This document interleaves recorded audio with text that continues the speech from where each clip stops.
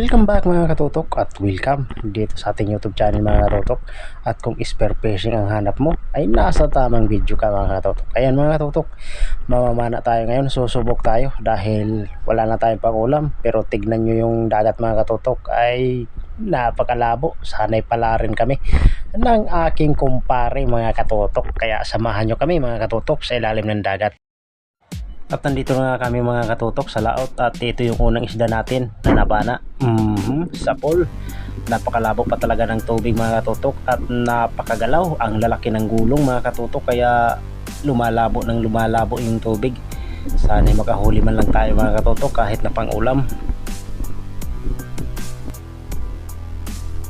At dito nga mga katutok ay nakapana tayo dito ng sweet lips o alata naman kung tawagin dito sa amin.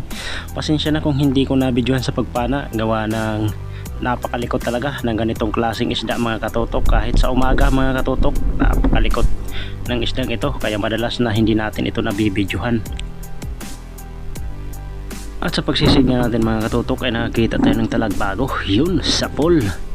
Ayos, masarap na pang ulam ito mga katutok. Ayan mga katutok, kung napapansin nyo ay ibang pana yung ginamit ko ngayon. Gawa ng sira yung pana ko at yung pana na ginamit ko ngayon, ito yung ginagamit ko pag namamana ko ng umaga. At ayan mga katutok, pagsisid ko at pagsilip ko dito sa malaking bato, ayan, nakakita tayong talagbago. Kaya inilawan ko ng malakas ko na flashlight mga katutok para makita natin. Ayun o.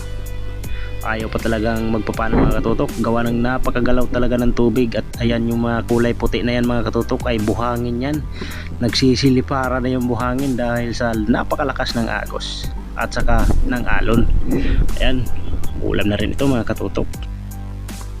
At dito mga katutok ay nakakita ko ng parrot fish mga katutok, kaya pinitas ko na. Yun o. Sapol. Kinuha ko ng mga katutok pandagdag pang ulam. Gawa ng napakahirap talaga ng panain sa ganitong klaseng panahon mga katutok na malalaki yung gulong dito sa amin at halos lumalabo talaga yung dagat, kaya nagtsatsaga kami mamana para may pang ulam lang mga katutok.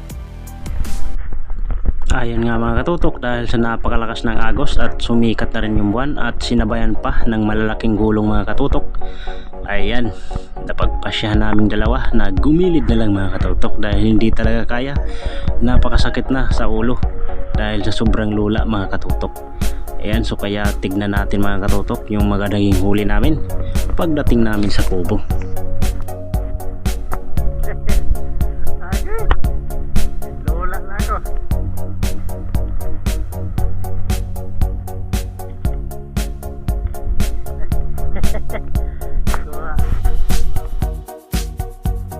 At ayan na nga mga katutok, nandito na nga tayo sa kubo at ito yung ating mga naging huli sa gabing ito. Ayan, so solve na rin, mahigit 1 kilo na siguro yan mga katutok. Pumana na nga ako ng palata para may pang ulam lang tayo bukas at pambaon sa estudyante natin mga katutok. Basta mga ganitong klaseng buwan ay madalang na talaga yung panain dito sa amin, kaya nagtsatsaga kami sa mga maliliit na isda. Buti na lang mga katutok kung may kulambutan. Yan mga katutok, sa mga bago pa lang sa aking YouTube channel ay huwag mo nang kalimutan mag-subscribe para updated ka po sa mga video na ginagawa ko kaya nito. Yan mga katutok, kawawa yung kasama ko dahil 2 piraso lang yung kanyang nahuling isda mga katutok.